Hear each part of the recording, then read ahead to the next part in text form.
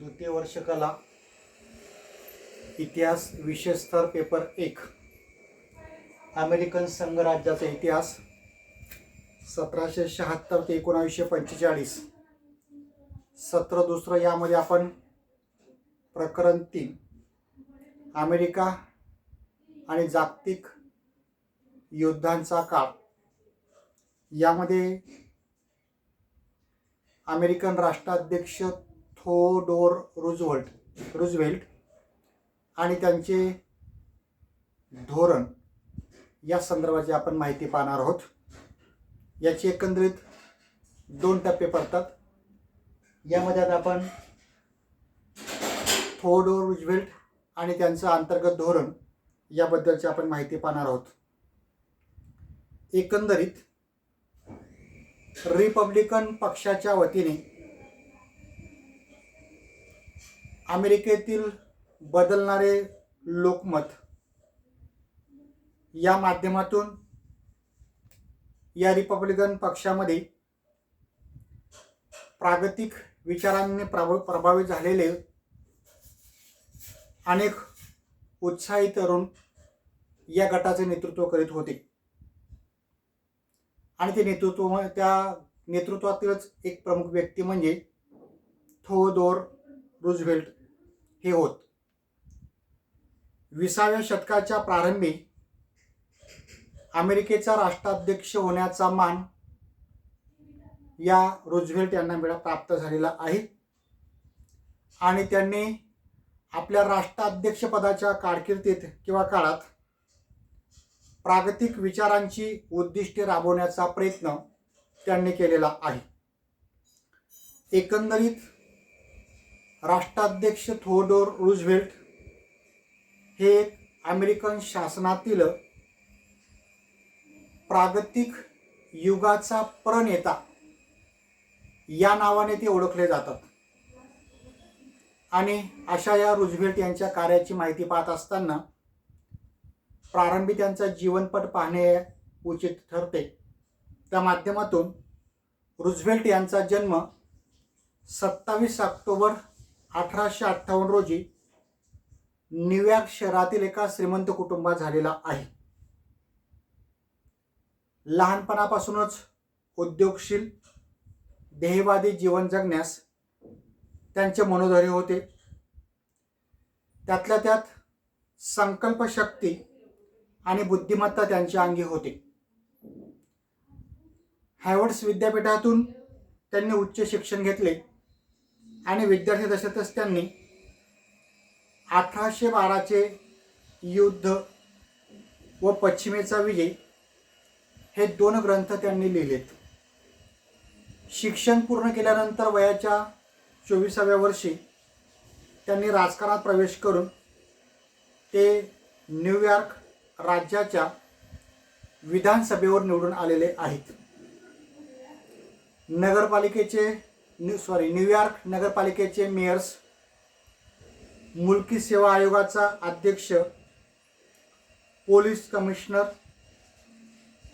आरमार विभागाचा उपसचिव 1897 अशा अनेक महत्त्वाच्या अमेरिकन प्रशासनातल्या जागा त्यांनी भूषवलेल्या आहेत. एवढंच नव्हे तर स्पेनशी झालेल्या युद्धात रूझवेल्ट यांनी रफ रायडर्स या नावाने प्रसिद्ध सैन्य तुकडीचे लेफ्टनंट कर्नल या पदावर त्यांनी काम केलेले आहे. सॅन जुआ या टेकडीवर या लढाईत ते हजर होते. या युद्धातील कामगिरीमुळेच त्यांची अमेरिकेमध्ये लोकप्रियता वाढलेली आहे.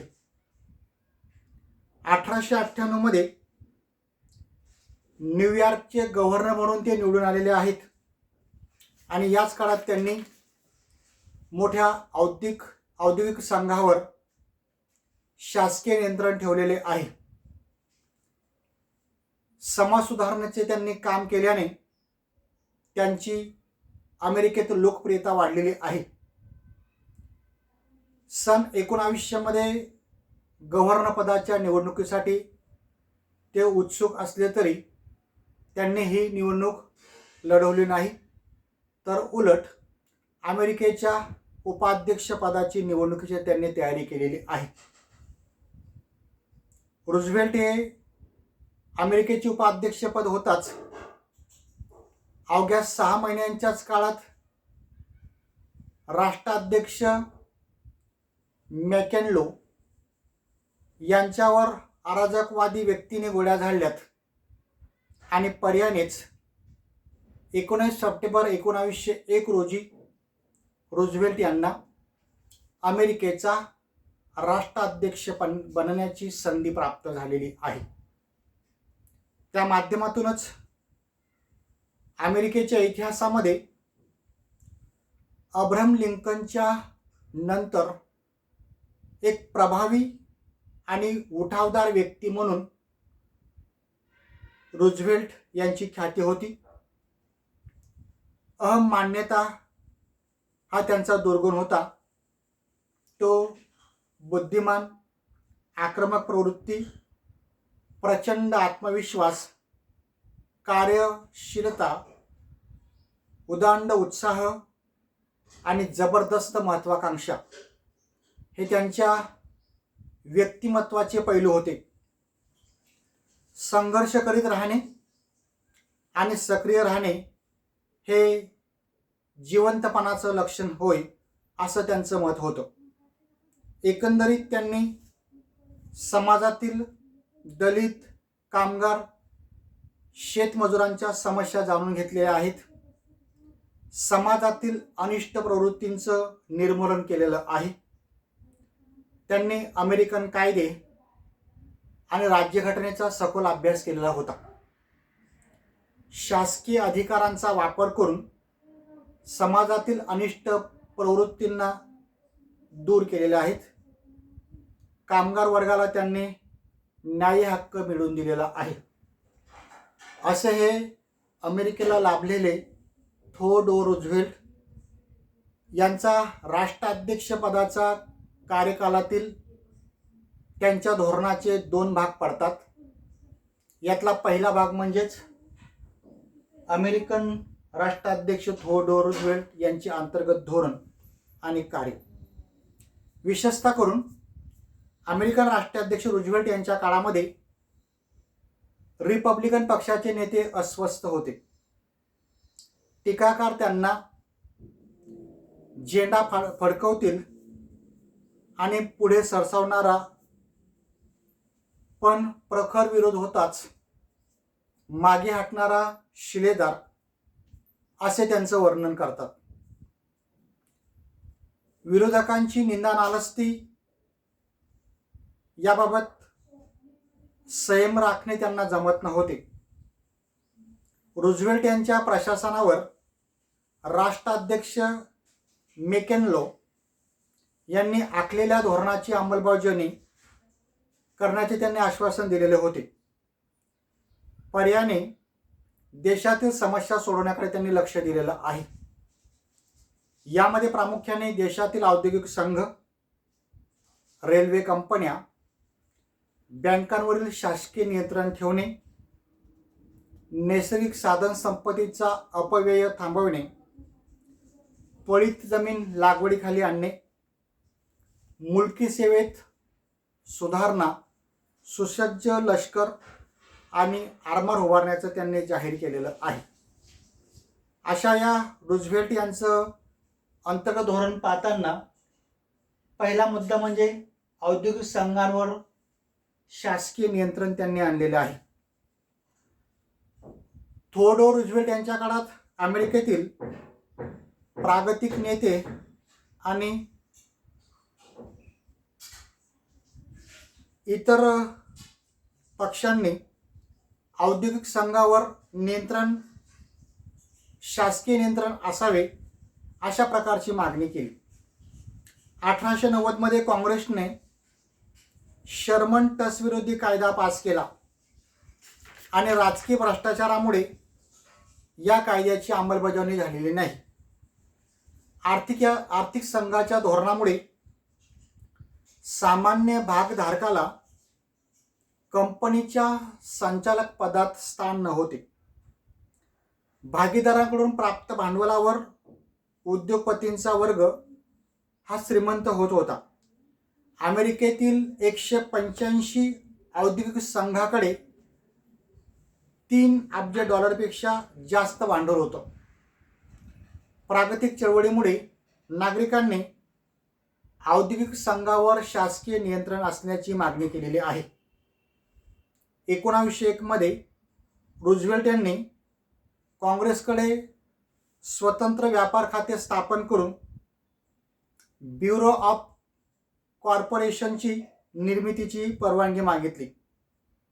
त्या माध्यमातून ब्युरो ऑफ कॉर्पोरेशनची मदतीने औद्योगिक संघाची आणि त्यांच्या व्यवहाराची माहिती गोळा करणे आणि होणाऱ्या गैरव्यवहारांना प्रतिबंध घालणे यासाठीची ही शासकीय उपाययोजना करण्यात आलेली आहे.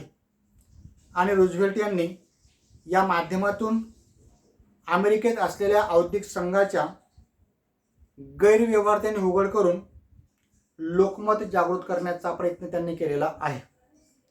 यानंतर उद्योगपती आणि कारखानदारावर त्यांनी अंकुश ठेवण्याचा प्रयत्न केलेला आहे.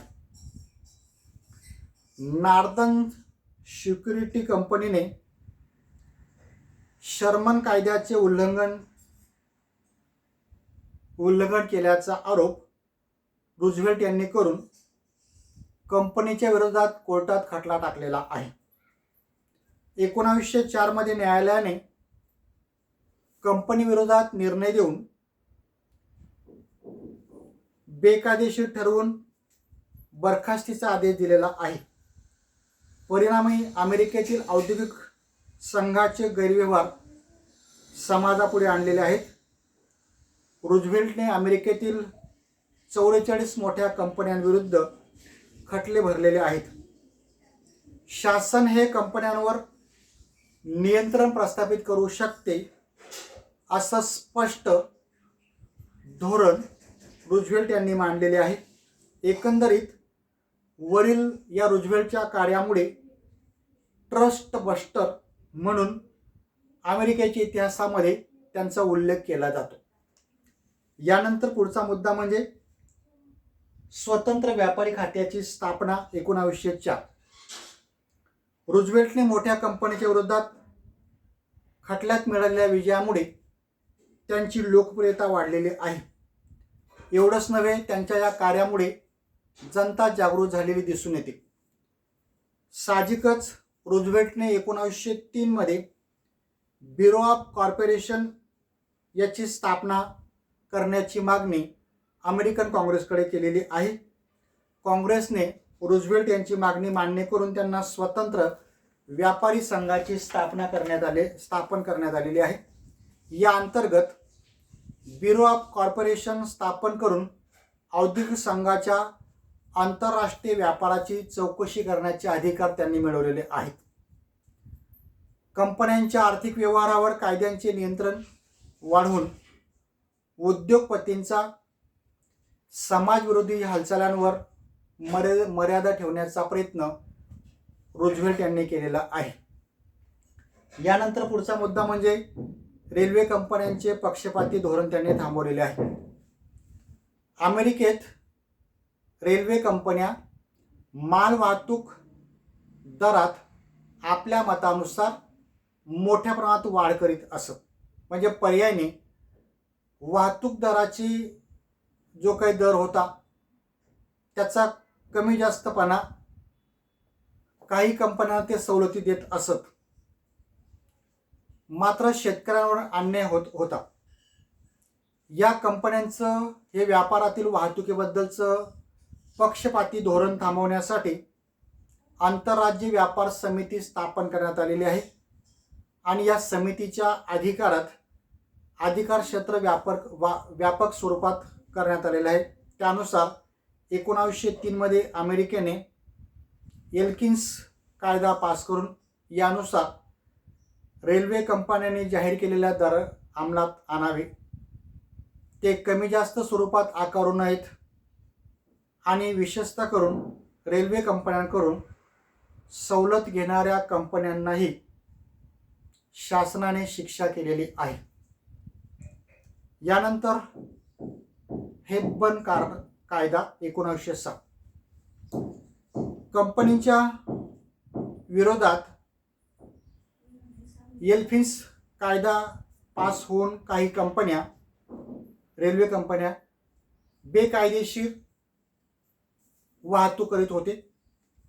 Bureau of corporation standard oil कंपनीने रेल्वे कंपन्यांकडून सवलती मिळवून प्रचंड प्रकारे नफा मिळवण्याचा प्रयत्न केलेला आहे. रूझवेल्टने याबद्दलचा अहवालाचा काही भाग प्रकाशित करून उद्योगपतींवर अधिकच कडक नियंत्रण प्रस्थापित केलेले आहे. यानुसार वाहतुकीच्या दराची कमाल मर्यादा ठरवण्याचा अधिकार देण्यात आला आहे. राजकीय पुढारी व काँग्रेस सदस्यांना विनामूल्य प्रवास करण्याची सवलत या कायद्याने रद्द करण्यात आलेली आहे. अशा प्रकारे त्यांनी यात सुधारणा केलेली आहे. यानंतर पुढचा मुद्दा म्हणजेच सामाजिक व नैतिक मूल्यांची जोपासना त्यांनी करण्याचा प्रयत्न केलेला आहे. रूझवेल्ट यांनी अमेरिकन समाजात सामाजिक आणि नैतिक मूल्यांचे प्रस्थान करण्याच्या दृष्टीने प्रयत्न केलेला आहे. सामाजिक आरोग्याच्या रक्षणासाठी काही कायदे त्यांनी केलेले आहेत. विशेषतः करून औषधामध्ये कोकेन आणि अफूसारखे जे काही हानिकारक द्रव्यांची भेसळ केली जात होती किंवा मिसळ केली जात होती, यामधून ग्राहकांची फसवणूक होत असे. असे हे औषध तयार करणाऱ्या कंपन्यांकडून समाजाच्या आरोग्यावर कोणत्या प्रकारचे वाईट परिणाम होणार नाहीत याबद्दलची कारवाई रूझवेल्ट यांनी आपल्या काळामध्ये केलेली आहे आणि त्या संदर्भातले त्यांनी स्वतंत्र विधेयके पास करून घेतलेलं आहे. 1906 मध्ये या विधेयकाला मान्यता देऊन प्युअर फूड्स अँड ड्रग्स कायदा पास करण्यात आलेला आहे. या कायद्यानुसार प्रत्येक औषधामध्ये कंपनीने कोणत्या प्रकारचं औषधं वापरलेले आहेत याची माहिती उत्पादनाबरोबर द्यायला सुरुवात केलेली आहे आणि ते बंधनकारक करण्यात आलं. त्यामुळे साहजिकच विषारी औषधांचा मिलावट आणि विक्री यावर बंदी आणण्यात आलेली दिसून येते. यानंतर पुढचा मुद्दा म्हणजेच अमेरिकेत आलेली आर्थिक महामंदीची लाट. विशेषतः करून 1907 मध्ये अमेरिकेत आर्थिक महामंदीची लाट आली होती. सरकारने खाजगी उद्योगावर लादलेल्या बंधनांमुळे ही स्थिती निर्माण झाली. रूझवेल्टने आर्थिक स्थिती उद्योगपतींच्या दुष्कृत्यांमुळे निर्माण झालेली आहे असं स्पष्ट केलं.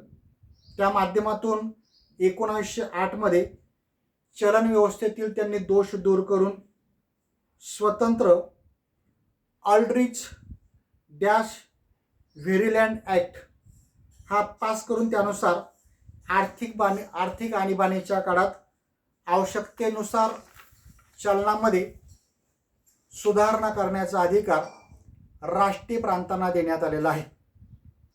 जगातील राष्ट्रीय बँकांच्या कार्यपद्धती, चलन पद्धतीची माहिती मिळून आपल्या देशातील चलन पद्धतीत काही सुधारणा सुचवण्यात रूझवेल्टने प्रयत्न केलेले आहेत आणि त्यासाठी स्वतंत्र नॅशनल मॉनिटरी कमिशन या मंडळाची स्थापना केलेली आहे. पर्यायाने अमेरिकेतील चलन व्यवस्थेतील दोष त्यांनी दूर करण्याचा प्रयत्न केलेला दिसून येतो. यातला शेवटचा मुद्दा म्हणजे कोळसा खाण आणि मजुरांचा संप. अमेरिकेतील कोळसा खाणी या औद्योगिक संघाच्या ताब्यात होत्या. यात कामगारांना कमी वेतनावर जास्त काम करावं लागत असे. कामगारांनी कंपनीतील वस्तूंच्या खरेदी म्हणजे कंपनीने जे दुकानात थाटलेली होती त्या दुकानातून वस्तू खरेदी करणे बंधनकारक घातले. कोळसा खाणीतील कामगारांना आपल्या वेतनातले 10 ते 12% वाढ करण्याची मागणी त्यांनी केली होती आणि कामाचे तास हे 8 तास असावेत अशी मागणी केली. परिणामी 1902च्या मे महिन्यामध्ये कामगारांनी संप पुकारला आणि हा संप तीव्र स्वरूपात करण्यात आला असा जर संप चालू राहिला तर येणाऱ्या हिवाळ्यामध्ये अमेरिकेत कोळशाची टंचाई निर्माण होईल याची जाणीव रुझवेल्ट यांना होती. म्हणून त्यांनी या प्रश्नाकडे लक्ष पुरवायला सुरुवात केलेली आहे. यात त्यांनी नोव्हेंबर महिन्यामध्ये द्विवार्षिक निवडणूक असल्याने हा संप न मिटल्यास लोकमत आपल्या विरोधात जाईल याची भीती त्यांना वाटायला सुरुवात झालेली होती. म्हणून त्यांनी खाण मालकांशी वाटाघाटी करून एक प्रकारे सैन्याच्या मदतीने त्यावर नियंत्रण आणून काम सुरू केली. जर खाण मालकांनी जर कामगारांशी व्यवस्थित वाटाघाटी केल्या नाहीत तर त्या खाणी सरकार ताब्यामध्ये घेईल अशा प्रकारची घोषणा त्यांनी जाहीर केल्यामुळे पर्यायाने खाण मालक वाटाघाटी करण्यास तयार झालेले आहेत आणि मजुरांनी आपला संप मागे घेतलेला दिसून येतो. एकंदरीत त्यांनी आपल्या कुशल अशा काम करण्याच्या कौशल्याने अमेरिकेतील कामगारांना मूलभूत हक्क त्यांनी मिळवून दिलेले आहेत आणि पर्यायानेच उद्योगपतींवर त्यांनी नियंत्रण प्रस्थापित केलेलं दिसून येतं. अशा प्रकारे रुझवेल्ट यांनी आपलं अंतर्गत धोरण अमेरिकेत राबवलेलं दिसून येते.